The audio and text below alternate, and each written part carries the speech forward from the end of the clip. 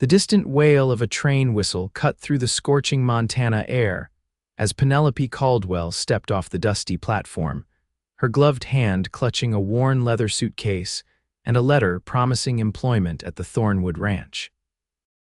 The year was 1878, and like many young women seeking independence after the Civil War, 23-year-old Penelope had answered an advertisement for a housekeeper position that would take her far from her hometown in Massachusetts. Miss Caldwell. A weathered man with a silver-streaked beard approached her. "Name's Hank. I drive for Mr. Thornwood. He sent me to fetch you." "Yes, that's me," Penelope replied, trying to hide her exhaustion from the 5-day journey. "Thank you for meeting me." As they rode in the wagon, Penelope took in the vast landscape, rolling hills dotted with sagebrush, distant mountains capped with snow even in summer, and endless sky that made her feel small yet somehow free. The territory of Montana spread before her, wild and untamed, so different from the crowded streets of Boston where she had worked as a seamstress since her parents' passing 3 years ago. "Mr. Thornwood, he's particular about his home," Hank explained as they bounced along the rutted trail. "Ranch has been neglected since his wife passed last winter. Consumption took her quick-like." Penelope nodded solemnly. "The advertisement mentioned he has a young daughter, little Emma, 6 years old and sweet as honey, but missing her mama something fierce." After nearly 2 hours of travel, the wagon crested a hill, revealing a sprawling ranch nestled in a valley below. A substantial 2-story house stood proudly amid several outbuildings, corrals, and fenced pastures where cattle grazed in the distance. "There she is," Hank announced. Thornwood Ranch, one of the biggest cattle operations in the territory. As they approached, Penelope noticed a tall figure emerging from the barn, leading a magnificent chestnut stallion. Even from a distance, she could tell the man moved with the confident gait of someone who had spent his life in the saddle. Luke Thornwood looked up at the approaching wagon, shading his eyes against the relentless sun. His weathered face, tanned from years under the open sky, remained impassive as he watched them approach. At 32, the rancher had already experienced a lifetime of hardship, from fighting in the war to losing his beloved wife, Martha. When the wagon pulled up to the house, Penelope felt Luke's intense gaze assess her as she climbed down. He was handsome in a rugged way, broad-shouldered with dark hair that curled slightly where it touched his collar, and eyes the color of a summer storm. "Mr. Thornwood," she said, extending her hand. "I'm Penelope Caldwell." He hesitated before taking her hand briefly. "Miss Caldwell, welcome to Thornwood Ranch." His voice was deep but quiet, as if he wasn't accustomed to speaking much. Penelope noticed calluses on his palm when they shook hands, the mark of a man who worked alongside his ranch hands rather than merely giving orders. "I hope your journey wasn't too difficult," he said, though his tone suggested he was simply being polite rather than truly curious. "It was quite an adventure," she replied with a small smile. "I've never traveled west of Chicago before." A small voice called out from the house, and they both turned to see a little girl with dark braids standing on the porch, clutching a rag doll. "Papa, is that the new lady?" she asked, her eyes wide with curiosity. Luke's expression softened immediately. "Yes, Emma, this is Miss Caldwell. She's come to help us with the house." Penelope smiled warmly at the child. "Hello, Emma. You can call me Penelope if you'd like." The little girl approached cautiously, studying Penelope with solemn eyes that reminded her so much of her father's. "Can you make apple pie? Mama used to make the best apple pie."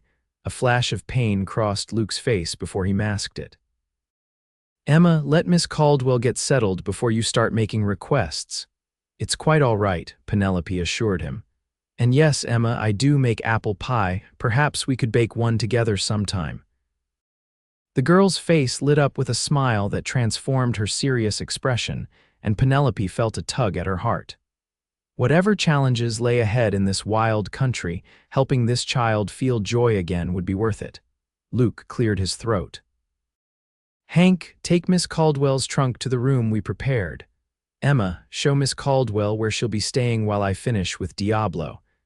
As Luke returned to the barn, Penelope followed Emma into the house. The interior was spacious but showed signs of neglect: dusty furniture, unwashed dishes in the kitchen, and a general air of disarray that spoke of a home without a woman's touch for many months. "Papa tries," Emma explained, noticing Penelope's assessment, "but he says he's no good at house things. Mrs. Peterson from town comes once a week, but she's old and her bones hurt." "Well, I'm here now," Penelope said with determination, "and together we'll make this house shine again." That evening, after preparing a simple but hearty meal of beef stew and fresh bread that she had managed to bake in the temperamental wood stove, Penelope sat at the kitchen table with Luke and Emma. The little girl chatted enthusiastically about her doll and the kittens in the barn, while her father ate silently, occasionally nodding at his daughter's stories. "This is good food, Miss Caldwell," Luke finally said, his voice startling Penelope after his long silence. "Been a while since we had a proper meal." "Thank you, Mr. Thornwood, and please call me Penelope," he nodded slightly. "Then I'm Luke." It was a small concession, but Penelope recognized it as progress. As Emma helped her clear the dishes, Luke retreated to the porch with a cup of coffee, staring out at the dimming light over his land. Later, after tucking Emma into bed and reading her a story, Penelope found Luke still on the porch, now with a tin cup that she suspected contained something stronger than coffee. "She's asleep," Penelope said softly, standing in the doorway. "She asked me to tell you she wants a good-night kiss." Luke set his cup down and stood. "Thank you, I'll go up to her." He paused at the door. "She took to you quick. She's usually shy around strangers." "Children often sense when someone genuinely cares," Penelope replied. "She's a wonderful girl." For a moment, something unguarded passed across Luke's face: gratitude, perhaps, or recognition of a shared understanding. Then he nodded and went inside to his daughter. In the following weeks, Penelope fell into a routine at Thornwood Ranch. She rose before dawn to prepare breakfast for Luke and the ranch hands, tidied the house, washed laundry, and spent time teaching Emma her letters and numbers. The little girl was bright and eager to learn, soaking up knowledge like a sponge. Luke remained distant but polite, leaving before sunrise to work with his cattle and returning after dark, exhausted and often too tired for conversation. Yet Penelope noticed small changes: how he began to linger a bit longer at the dinner table, listening to Emma tell about her day, how his eyes would sometimes follow Penelope as she moved around the kitchen, and how he started bringing wildflowers home for Emma that mysteriously appeared in vases around the house. One afternoon, a violent thunderstorm rolled across the valley. Penelope was hanging curtains she had sewn when a bolt of lightning struck nearby, followed by a deafening crack of thunder. Emma screamed from upstairs, and Penelope rushed to find her hiding under her bed, trembling with fear. "It's all right, sweetheart," Penelope soothed, crawling under to join her. "It's just the sky making noise." "Mama used to hold me during storms," Emma whispered, tears streaming down her face. "She said angels were bowling in heaven." Penelope's heart ached. "That's a lovely thought." "Would you like me to hold you now?" Emma nodded, and Penelope gathered the child in her arms, rocking her gently as the storm raged outside. She sang soft lullabies until Emma's breathing steadied, and they remained there, safe in their small shelter under the bed. That was how Luke found them when he burst into the room, soaked to the skin and frantic with worry. His relief at seeing them safe was palpable. "Emma's afraid of storms," Penelope explained softly. Luke knelt beside the bed, his usual stoicism cracking. "I'm sorry, little one. I should have been here." "Miss Penny held me like Mama used to," Emma said, using the nickname she had created for Penelope. "She's not scared of anything." Luke's eyes met Penelope's over his daughter's head. "Is that so?" he asked, a hint of something new in his voice: respect, perhaps, or admiration. "Oh, I have plenty of fears," Penelope admitted with a smile, "but sometimes being brave means feeling the fear and doing what needs to be done anyway." Later that evening, after Emma had fallen asleep in her own bed, Luke surprised Penelope by joining her in the kitchen as she kneaded dough for tomorrow's bread. "Thank you," he said simply, "for taking care of Emma today." "There's no need to thank me, it's why I'm here." Luke shook his head slightly. No, it's not. You're here to keep house, not to be. He trailed off, struggling with the words. A mother, Penelope supplied gently, his jaw tightened. No one can replace Martha. I would never presume to try, she said firmly. But Emma needs nurturing, and if I can provide some comfort while I'm here, I'm happy to do so. Luke studied her for a long moment. You're not what I expected, Penelope Caldwell. What did you expect? Someone older, less. He gestured vaguely with his hand. Less you. Penelope laughed softly. I'll take that as a compliment, Mr. Thornwood. The faintest smile touched his lips before he nodded and withdrew to his study, leaving Penelope with flushed cheeks and flour-covered hands, wondering what had just transpired between them. The next morning brought clear skies and the news that several cattle had broken through a fence during the storm. Luke and his men would be gone for at least 2 days tracking them down.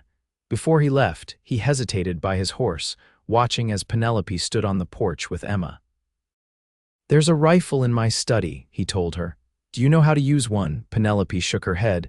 I'm afraid not, Luke frowned. I'll show you when I return. Out here, it's a necessary skill.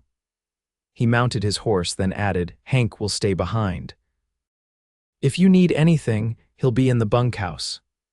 As summer progressed into autumn, Penelope found herself increasingly drawn to the quiet rancher.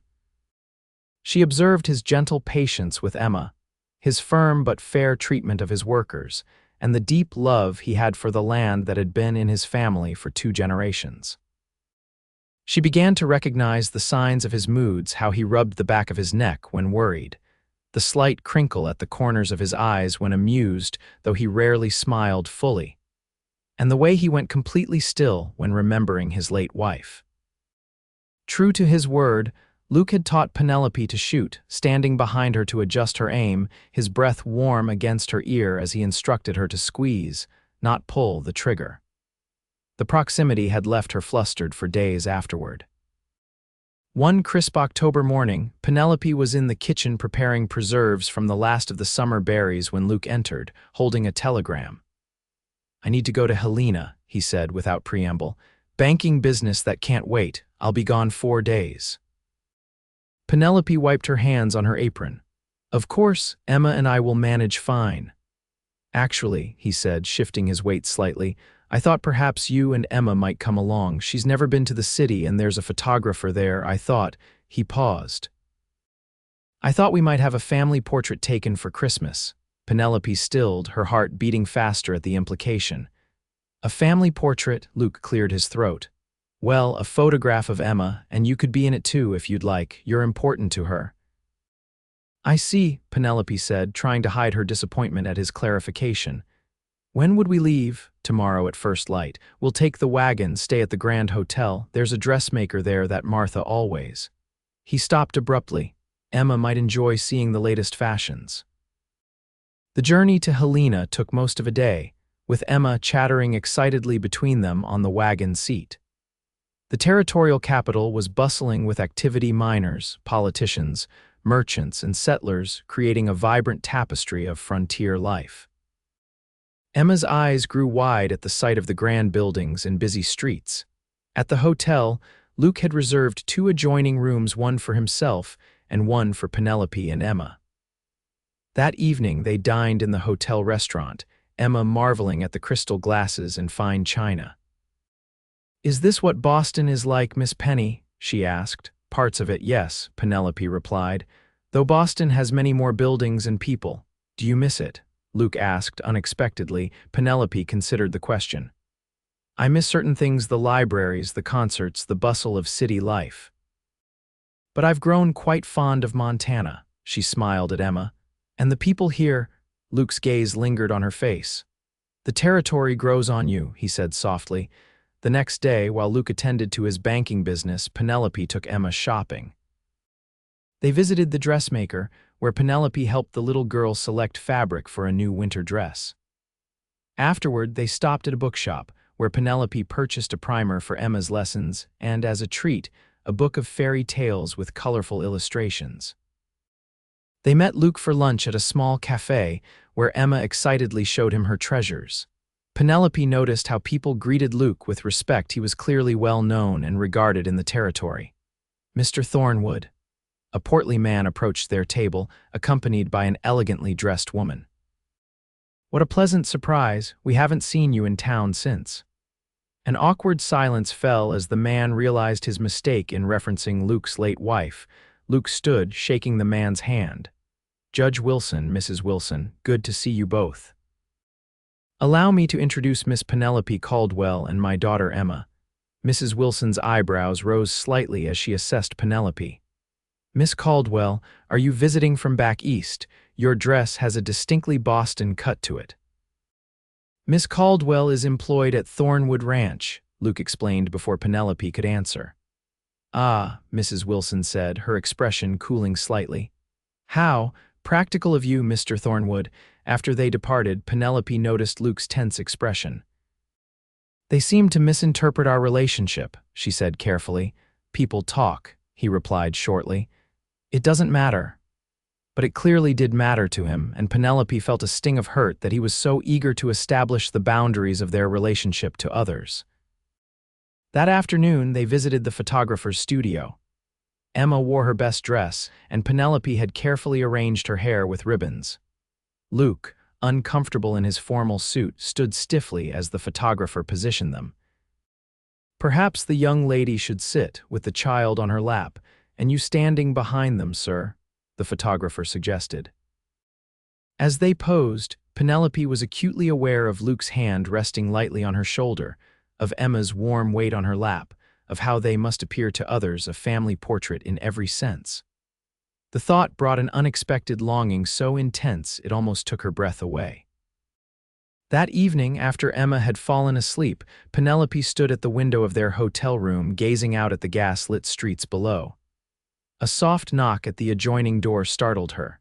Penelope, Luke's voice was low, may I speak with you? She opened the door to find him still dressed, though he had removed his jacket and loosened his collar. He held 2 glasses and a bottle of whiskey. I thought you might join me for a nightcap, he said. If it's not improper. Penelope glanced at Emma's sleeping form. Let me leave the door ajar so I can hear her if she wakes. They sat in chairs by the window in Luke's room, the city sounds a distant backdrop to their conversation.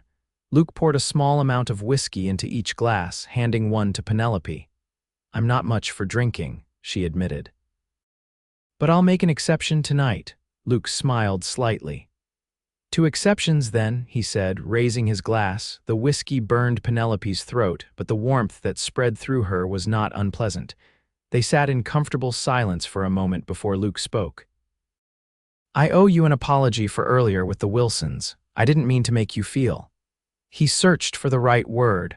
Like a servant to be ashamed of, Penelope suggested, then immediately regretted her boldness, but Luke didn't seem offended. I've never been ashamed of you, Penelope. Quite the opposite. He looked down at his glass. I'm not good with words, never have been. You do just fine, she assured him. He shook his head. Martha always said I kept too much inside. She was right. He took another sip of whiskey. Today, at the photographer's studio, seeing you with Emma, it felt. When he didn't continue, Penelope prompted gently. It felt right, he finished simply, and that scares me. Penelope's heart began to race. Why does it scare you? Luke met her gaze directly. Because I promised Martha I'd never forget her, and when I'm with you, sometimes I go whole hours without thinking of her. What kind of man does that make me? A living one, Penelope said softly. Luke, loving again doesn't mean forgetting Martha. It honors her, showing that she taught you how to love well. He stared at her for a long moment, and Penelope feared she had overstepped. Then, slowly, he reached across the small table between them and took her hand. How did you get so wise for someone so young? He asked, his voice rough with emotion. I'm not that young, she replied with a small smile, and wisdom often comes from loss. We have that in common. Their hands remained joined as they talked late into the night about his childhood on the ranch. Her dreams of becoming a teacher before her parents' deaths forced her to seek immediate employment. His fears for Emma growing up without a mother, and her own loneliness in the years after losing her family. When Penelope finally returned to her room, dawn was breaking over the mountains. She slipped into bed beside Emma, her mind whirling with the possibilities that had opened between them, yet cautious about reading too much into one evening of shared confidences.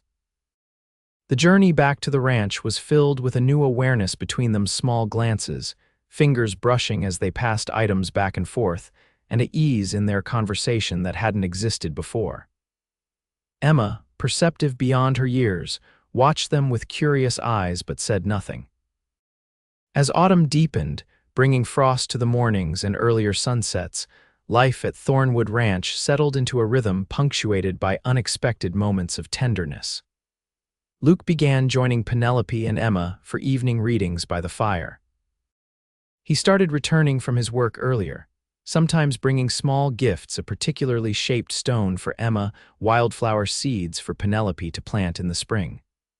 One evening in early November, a blizzard howled outside while the three of them sat cozily in the parlor. Emma had fallen asleep on the rug near the fire, and Luke carefully carried her upstairs to bed. When he returned, he found Penelope gathering the playing cards they had been using earlier. "Leave those," he said. "Sit with me a while." They settled on the sofa, the crackling fire casting a warm glow over the room. Outside, the wind moaned around the eaves, making the lamplight seem even more precious. "Winter came early this year," Penelope observed. Luke agreed. "The old-timers say it'll be a harsh one." A comfortable silence fell between them before Luke spoke again. "I received a letter from my sister in California today. She's invited Emma to visit for Christmas." Penelope felt a pang of disappointment. That would be wonderful for Emma. She'd enjoy seeing her aunt. "Yes," Luke agreed. "But I told her we couldn't come this year." "Oh, why not?" Luke turned to face her fully. "Because I thought we might have our own Christmas here, the three of us." Something in his tone made Penelope's heart skip. "That sounds lovely." He reached out, tucking a stray curl behind her ear, his fingers lingering against her cheek. "Penelope, I've been thinking about what you said in Helena, about honoring Martha by loving again." She held perfectly still, hardly daring to breathe. "When you came here," he continued, "I was just looking for someone to care for my home, to give Emma the feminine guidance she needs. I never expected to find someone who would make me feel alive again." "Luke," she whispered, unable to say more. "I'm not asking for any promises tonight," he said. "I know I'm not an easy man, but I want you to know that whatever began between us in Helena has only grown stronger for me." Penelope covered his hand with hers, turning her face to press a kiss to his palm. "For me as well." The first kiss they shared was gentle, tentative, a question and an answer both. When they parted, Luke rested his forehead against hers, his eyes closed as if memorizing the moment. "Stay," he murmured. "Not just as Emma's teacher or as my housekeeper. Stay because you want to." "I do want to," she assured him. "Very much." As winter settled over Thornwood Ranch, bringing Christmas and then the new year of 1879, the relationship between Luke and Penelope blossomed amidst the snow-covered landscape. They were cautious, moving slowly out of respect for Emma and for the memory of Martha, but their growing affection was undeniable to anyone who saw them together. On a bright February morning, Luke invited Penelope to ride with him to a secluded spot on the property, a small rise overlooking a frozen creek where cottonwood trees stood sentinel against the blue sky. He spread a blanket over a fallen log and produced a thermos of hot coffee from his saddlebag. "This is beautiful," Penelope said, accepting a cup. "Do you come here often?" "This was my thinking spot as a boy," Luke explained. "When my father was hard on me or when the work seemed overwhelming, I'd escape here. Thank you for sharing it with me." Luke took her gloved hand in his. "Penelope, I've been doing a lot of thinking these past months about the future, about what I want for Emma, for the ranch." He paused. "For us," Penelope's breath caught. "And what conclusions have you reached?" "That the home I want isn't just this ranch or that house," he said, gesturing back toward the distant buildings. "The home I want is with you. Wherever you are, that's home to me now." Tears welled in Penelope's eyes as Luke knelt before her in the snow. "I know it hasn't been that long," he said, "and if you need more time, I understand, but I love you, Penelope Caldwell. Will you marry me? Be a mother to Emma and a partner to me in all things." "Yes," she whispered, then louder, Yes, Luke Thornwood, I will marry you. He slipped a ring onto her finger, a simple gold band with a small pearl. It was my grandmother's, he explained. If you'd prefer something else, it's perfect, she interrupted, pulling him up for a kiss that conveyed all the love and promise of their future together. They were married in April, when the first wildflowers dotted the hillsides and new calves wobbled alongside their mothers in the pastures. The ceremony took place at the ranch, with neighbors from miles around attending. Emma served as flower girl, proudly scattering petals before Penelope as she walked toward Luke, who waited with an expression of such joy that it brought tears to the eyes of even the most hardened cowboys present. That evening, after the guests had departed and Emma was asleep, Luke led his new wife onto the porch of what was now truly their home. The stars glittered overhead like diamonds scattered across black velvet, and in the distance, coyotes sang to the rising moon. Happy, Mrs. Thornwood? Luke asked, his arms encircling her waist. Completely, Penelope replied, leaning back against his chest. Though I must confess I'm still getting used to my new name. You wear it well, he murmured, pressing a kiss to her temple. Just as you've worn every role you've taken on here, housekeeper, teacher, friend, mother to Emma. And now wife, she added, turning in his arms to face him. My wife, he agreed, the wonder evident in his voice. When I posted that advertisement for someone to care for my home, I never imagined I'd find the person who would make it truly feel like home again.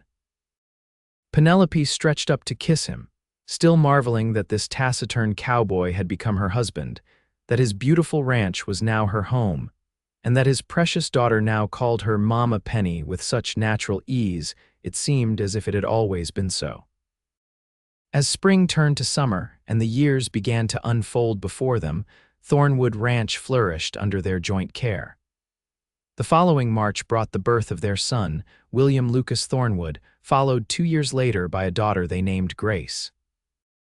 Emma embraced her role as big sister with pride, helping Penelope with the babies and showing them all her favorite spots on the ranch as they grew. Luke expanded the cattle operation, eventually making Thornwood one of the most successful ranches in the territory. Penelope started a small school for the children of ranch hands and neighboring homesteaders, fulfilling her long-held dream of teaching while raising her family. On their 10th anniversary, Luke surprised Penelope with a trip back to Helena, where they revisited the photographer's studio for another portrait, this time with 3 children surrounding them and a decade of shared love evident in their expressions. Remember our first visit here? Luke asked as they left the studio. How nervous I was to even hold your shoulder for the photograph, Penelope laughed. And now look at us. That evening, after the children were asleep in their hotel room under the watchful eye of Emma, now 16 and responsible, Luke and Penelope strolled through the streets of Helena. The city had grown just as they had, just as their love had stronger, deeper, more firmly rooted with each passing season. Any regrets? Luke asked suddenly, stopping to look at her under a gas lamp's glow. About answering that advertisement, about coming west to a stranger's home. Penelope shook her head, reaching up to touch his face, still handsome, though now weathered by wind and sun and time. Not one. Everything that came before led me to you, to our family, to our life together. How could I regret that? Luke pulled her close, there in the middle of the busy street, unconcerned with who might see them. The home I want is with you, he whispered, echoing his proposal from years ago. That was true then, and it's even more true now. And it always will be, Penelope promised, as they walked hand in hand back toward their hotel, their children. And the future they continued to build together, a future far richer and more beautiful than either could have imagined on that fateful day, when a young woman from Boston stepped off the train to care for a lonely cowboy's home and found instead a love that would last a lifetime.